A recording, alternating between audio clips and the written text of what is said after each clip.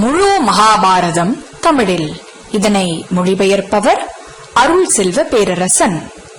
தொடர்வது உத்தியோக பருவம் பகுதி 17. தலைப்பு நகுஷனின் வீழ்ச்சி. நகுஷாஸ் ஃபால். உத்தியோக பருவா செக்ஷன் 17. மகாபாரதா இன் தமிழ். இது சேனோத்தியோக பருவ தொடர்ச்சி 17. இந்த பதிவின் சுருக்கம்: திக்பாலர்களுடன் ஆலோசித்துக் கொண்டிருந்த இந்திரனிடம் அகத்தியர் வந்தது. அகத்தியர் இந்திரனை வாழ்த்துவது. நகுஷன் சொர்க்கத்தில் இருந்து விழுந்ததை அகத்தியர் சொன்னது. இந்திரன் அக்கதையை விரிவாக கேட்டது. அகத்தியர் நடந்ததை சொன்னது. நகுஷன் வீழ்ந்ததால் அனைவரும் மகிழ்ச்சியடைவது. இப்பொழுது உத்தியோக பருவம் பகுதி 17, நகுஷனின் வீழ்ச்சி. இப்பதிவிற்குள் நுழைவோம். சல்லியன் யுதிஷனிடம் சொன்னான், தேவர்கள் தலைவனான புத்தி கூர்மையுள்ள பெரும் இந்திரன் லோகபாலர்களுடனும் பிற தேவர்களுடனும் நகுஷனை கொல்லும் வழிமுறைகளை குறித்து ஆலோசித்துக் கொண்டிருந்த போது பெரிதும் மதிக்கப்படும் தவசியான அகஸ்தியர் அங்கே அவ்விடத்தில் தோன்றினார். தேவர்கள் தலைவனால் மதிக்கப்பட்ட அகத்தியர் சொன்னார், அண்ட வடிவம் கொண்டவனும் மற்றும் விருத்திரன் ஆகியோரின் அழிவுக்கு பின்னரும் மலர்ச்சியுடன் இருப்பதற்கு நீ எப்படிப்பட்ட நற்பெயரை பெற்றிருக்க வேண்டும்? ஓ புரந்தரா, இந்திரா! சொர்க்கத்தின் அரியணையில் இருந்து நகுஷன் தூக்கி எறியப்படுவது எவ்வளவு பெரிய நற்பேறு! ஓ வலனை கொன்றவனே இந்திரா! உனது எதிரிகள் அனைவரையும் கொன்ற உன்னை காண நான் என்ன நற்பேறு செய்திருக்க வேண்டும் என்று கேட்டார் அகத்தியர்.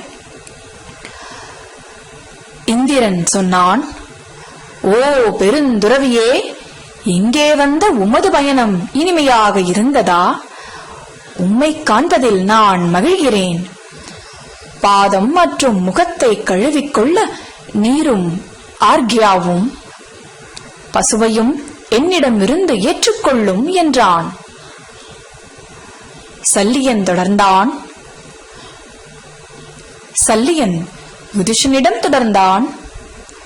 மிகவும் மகிழ்ந்த இந்திரன் உரிய மரியாதையை பெற்று இருக்கையில் அமர்ந்திருந்த அந்த துறவியரில் சேர்ந்தவரும் அந்தணர்களில் பெரியவருமானவரிடம் அந்த அகத்தியரிடம் சொன்னான், ஓ மதிப்புமிக்க துறவியே, ஓ அந்தணர்களில் சிறந்தவரே, தீய ஆன்மா கொண்ட நகுஷன் சொர்க்கத்திலிருந்து எப்படி வீசப்பட்டான் என்பது உம்மால் உரைக்கப்பட வேண்டும் என நான் விரும்புகிறேன் என்றான் இந்திரன்.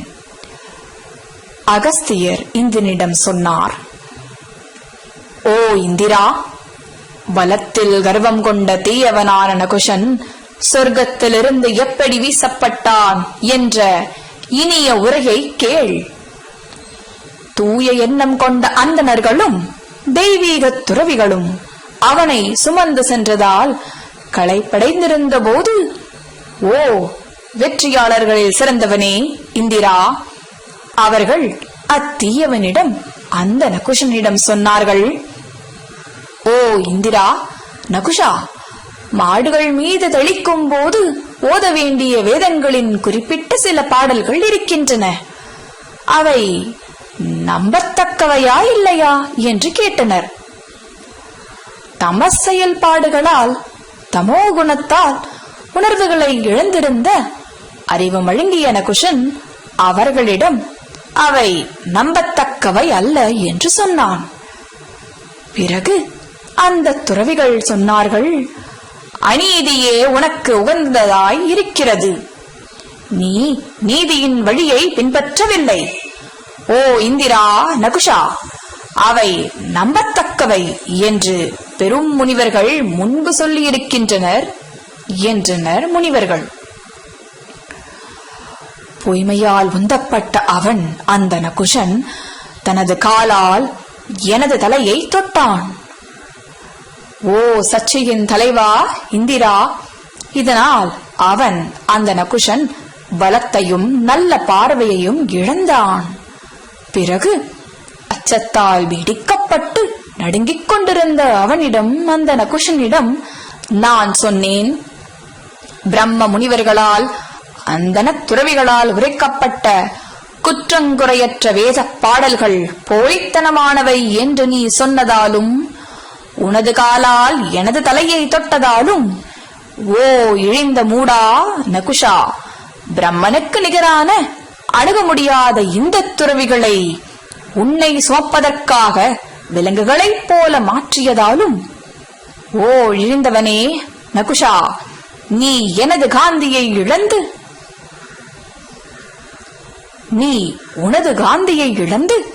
உனது நற்செயல்களின் பலன்கள் அனைத்தும் தீர்ந்து போய் சொர்க்கத்திலிருந்து தலை குப்புற விழுவாயாக. பெரும் பாம்பின் வடிவத்தில் நீ 10,000 வருடங்கள் பூமியில் அலைவாயாக. அக்காலம் நிறைவடைந்ததும் நீ சொர்க்கத்திற்கு திரும்பலாம் என்று சொன்னேன். ஓ எதிரிகளை ஒடுக்குபவனே இந்திரா! இப்படியே அந்த இழிந்தவன் சொர்க்கத்தின் அரியணையில் இருந்து தூக்கி வீசப்பட்டான். ஓ இந்திரா! இப்போது மலர்ச்சியுடன் இருக்கும் நாம் பேறு பெற்றவர்களே.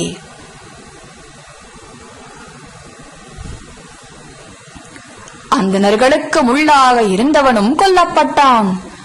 ஓ சர்ச்சையின் தலைவா இந்திரா!